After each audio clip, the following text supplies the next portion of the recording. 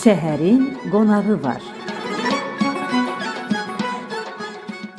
Bugünkü verilişimizin qonağı həyatının böyük bir dövrünü bu yaradıcı və müqəddəs mədəniyyət ocağına bağlı yaşamış, hazırda təqaüddə olan tərəqqi medallı diktorumuz Qahirə Rəcəbovadır. 70 illik ömrümün, həyatımın 45 ildən artıq bir dövrü Azərbaycan televiziyası və radiosu ilə bağlıdır. Ona görə televiziya dedim ki, tələbə ikən mən bu televiziyaya gəlmişəm.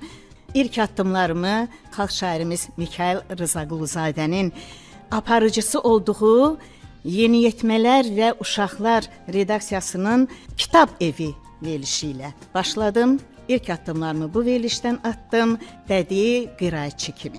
Sonralar məni başqa verilişlərə də, ədəbiyyat incəsinə, dram verilişlərinə, bədii qiraətçi kimi dəvət edirdilər. 1977-ci ildə Günün Ekranı Xəbərlər Baş Redaksiyasına redaktor qəbul edildim. Bir neçə il burada işlədikdən sonra diktor olmaq həvəsi məni Azərbaycan radiosuna gətirdi. Mən müsabiqəyə qatıldım və münsiflər heyəti məni bəyəndi, seçdi. 35 ildən artıq mən Azərbaycan radiosunda çalışdım. Qara Tağzadə, Fatma Cabbarova, Yusif Muxtarov, Sabitay Quliyev, Züleyxa Hacıyeva bunlarla çiyin-çiyinə işləmək böyük bir məsuliyyət tələb edirdi. 1984-cü ildə məni Ostankino Teleradiosuna təcrübə kursuna yolladılar. Moskva radiosu ilə tanışlıq, böyük təcrübə verdi mənə. Bakıya gələndən sonra bu təcrübəni mən öz işimdə də tətbiq etdim. 2010-cu ildə mən Beynəlxalq Radioya qəbul edildim. Beynəlxalq Radioda Muxtar Əliyev, Zərifə Yusifova, başqa diktorların davamçısı kimi işləmək, onların davamçısı olmaq böyük məsuliyyət tələb edirdi. Yəqin ki, mən bu məsuliyyəti doğrultdum. Təbriz radiosuna oxuduğumuz verilişlər, elin sazı, elin sözü, körpü verilişi, səhər verilişi, səhər elə hər gün gedirdi. Səhər verilişində deməli xəbərlər də oxunurdu, 3 hissəyə bölünürdü. O səhər proqramının aparıcısı oldum.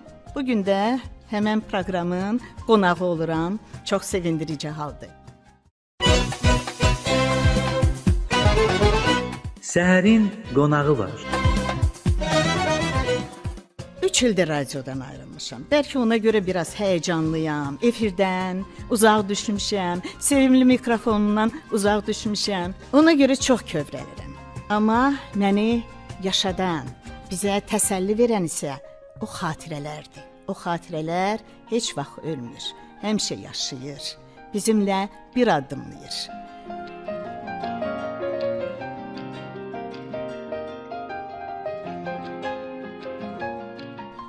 Yubileylərdən deyim. Azərbaycan radiosunun 100, Beynəlxalq radionun 85 illiyi.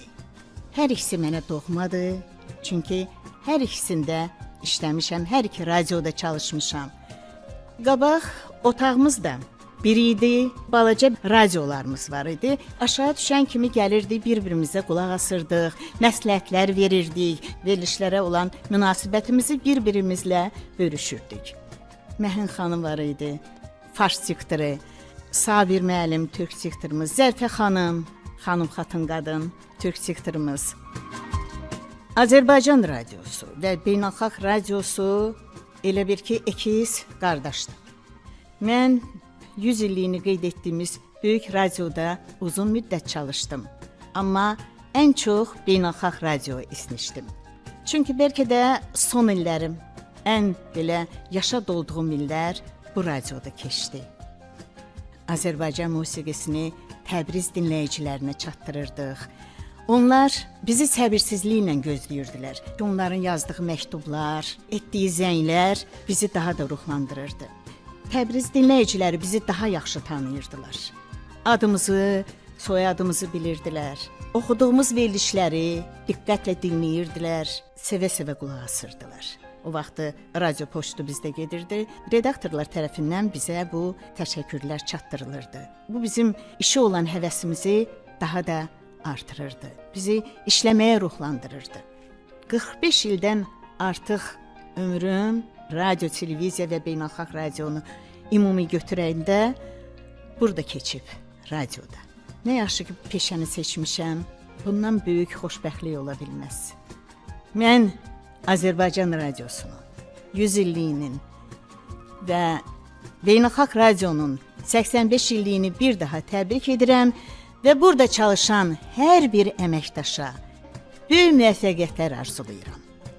Yaradıcılıq nailiyyətləri arzulayıram.